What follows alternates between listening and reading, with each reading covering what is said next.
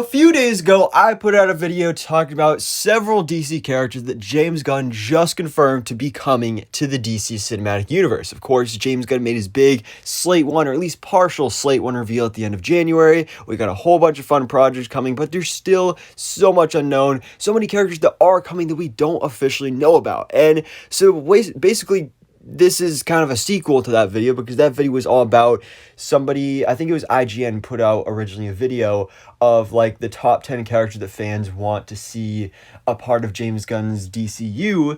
And then James Gunn reposted that article and said, will 5 out of 10 do? So basically, in that video, if you haven't seen it already, definitely make sure to go check it out. I talked about all 10 characters and the likelihood of who are going to be those 5 characters that are coming to the DCU and the 5 characters that are not. And now today we have another one of those where we have an article from Bleeding Cool where they put out another thing of 8 DC superheroes we hope to see in live action films from James Gunn. And then James Gunn also retweeted this article and said, will 4 out of 8 do? Interesting how every single time he does this, it's always half of the characters that they have on their list. So 4 out of 8. So 4 of these characters on this list are going to be in the DCU. And I'm assuming he's talking about particularly Chapter 1 of the DCU. And 4 of them will not. So we are, of course, going to go ahead and break this down. So starting off, I actually want to talk about the 4 that are, because James Gunn possibly already confirmed those 4, because somebody left a comment to this post that says these 4 do, which shows Vixen, Static Shock, Nightwing, and Cassandra Kane. So James Gunn specifically himself liked this tweet. So does that mean he basically confirmed that these are the 4 out of the 8? I kind of think so, because all of these 4 are all but confirmed and have been hinted at in the past and just make sense to work in this universe. Starting off with, of course, number 1, Dick Grayson, aka Nightwing. He was also on the other list in the other video, and he was the number 1 character that I was like, all right, yeah, this guy, it's happening. He's coming to the DCU because not only is he a character that fans have been wanting to see in live action for years now. I mean, sure, we have the one on Titans, but we want a good version of Nightwing. The suit looks cool, but just the portrayal of the character is not the greatest. So we want Dick Nightwing in the DCU. And it makes perfect sense considering we're getting that Brave and the Bold movie with a brand new Batman actor that is not only going to focus on the Bat family, but specifically on Damian Wayne as Robin. And Nightwing, Dick Grayson, is not only one of the biggest, most prolific members of the Bat family, but he's the one that has the closest relationship to Damian. So having Dick involved in this movie just makes complete and total sense that he would be a part of this. So this one, again, I already talked about in the other video, Nightwing, he's coming. So that's really exciting. Then we have Static Shock, another character that before James Gunn even came on board, we were supposed to be getting a Static Shock movie that was in development. Michael B. Jordan was producing the film. There was no casting or anything, but I believe Caleb McLaughlin was in talks to play the character. And so we haven't heard anything about that project in a while. You know, obviously most DC projects have been canceled, so we don't know if this movie has been canceled or not, but it's another one that just makes sense. James Gunn has expressed his love for this character. This is another character that fans love and fans have been wanting to see in live action for years now. It adds more diversity to the universe. That's always great to see.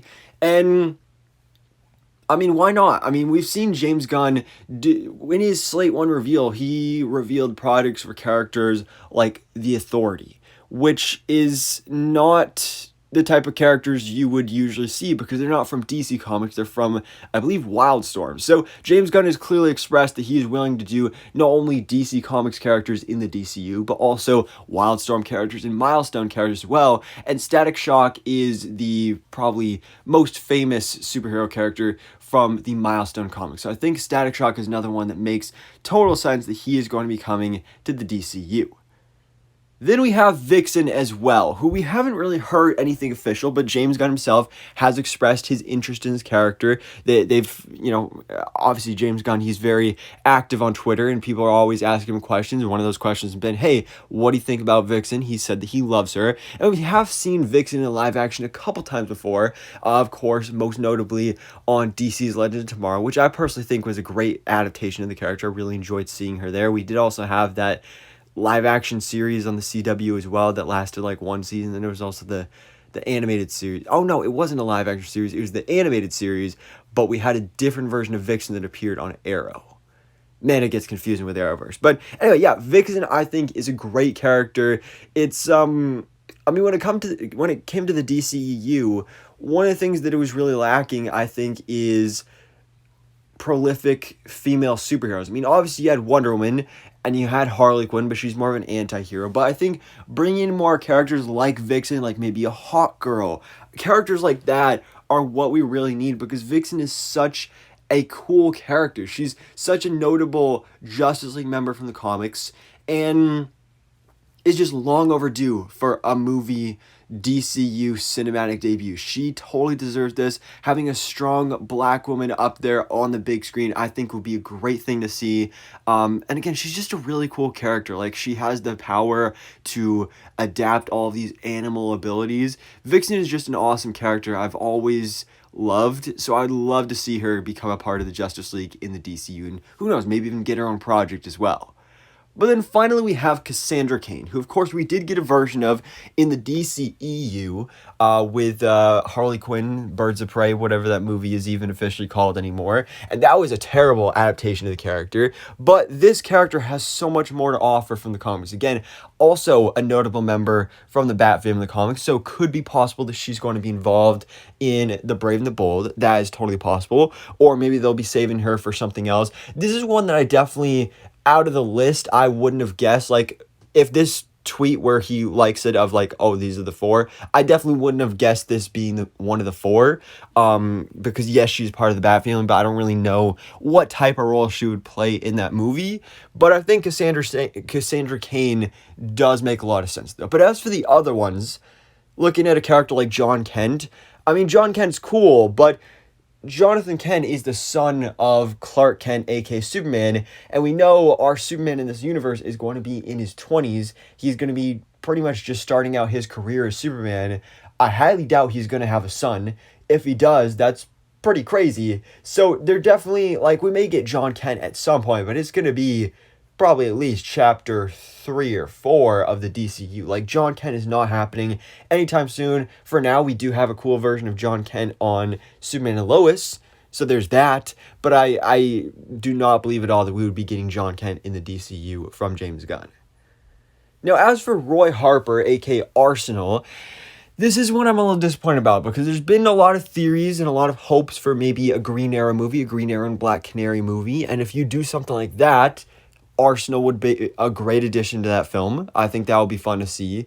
But again, that Green Arrow movie has not been announced. It's kind of just theory right now and kind of just going off of things that James Gunn has said about loving the character. So, I mean, it makes sense, but I would love to see this character alongside Green Arrow in the DCU. Then as for Tara, Tara is an interesting one. Tara, of course, is a Teen Titans villain, sometimes hero / anti-hero, most notably known from the Teen Titans The Judas Contract storyline in the comics, which is a great storyline. There's an animated movie based on it, and I grew up watching her in the various Teen Titans cartoons, Teen Titans and Teen Titans Go. I've always loved this character, so I would love to see her in the DCU if we did eventually get a Teen Titans project. But I don't know if, I would love to see a Teen Titans movie or series set in the DCU, something that's better than what we have on Titans on HBO Max right now. And I actually made a video about that a couple weeks ago, about how I would love a Titans HBO Max series, Teen Titans HBO Max series in the DCU. So I think that would be awesome to see. And if we do get something like that, I would love to see Tara be a part of it. But again, I just don't think that it's going to be happening, at least not anytime soon, probably at least not in chapter 1, maybe chapter 2, maybe 3 and 4 of the DCU. And then finally, we have Kyle Rayner, aka Green Lantern, who in the comics is the 5th iteration of Green Lantern that we follow, who could obviously fit in with this Green Lantern Corps HBO Max series, Lanterns. But we know that series is going to be focusing on Hal Jordan and John Stewart, and, obviously other Green Lanterns will be appearing as well, so he could totally have a part in that show. But I feel like they will probably save this character for later on down the line. He has a huge fan base, so it would make sense, but I think that they will be saving Kyle Rayner for later on in the DCU. So anyways, guys, let me know your thoughts in the comments below. Out of these 8 characters from this Bleeding Cool article, who are the 4 that you think are most likely to be coming from James Gunn in the DCU? So thanks so much for watching. Please drop a like if you enjoyed this video and hit the subscribe button so I can keep it up to date on everything goes on in the DC life.